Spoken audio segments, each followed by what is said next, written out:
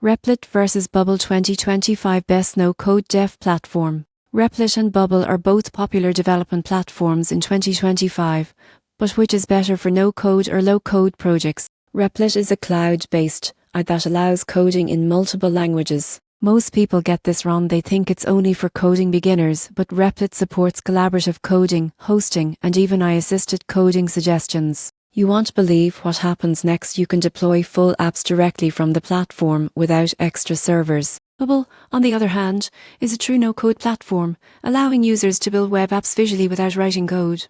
Unlike Replit, it's designed for entrepreneurs and product builders who want to launch functional web apps quickly. Pricing differs. Replit has free and premium tiers depending on computing power and collaboration features. Bubble uses subscription tiers with advanced database plugin and API access. So, which is better? If you want full coding control with collaboration, Replit is ideal. If you want to launch web apps fast without coding, Bubble is smarter. The surprising truth is that the best platform depends on your goals. Coding flexibility versus no code speed.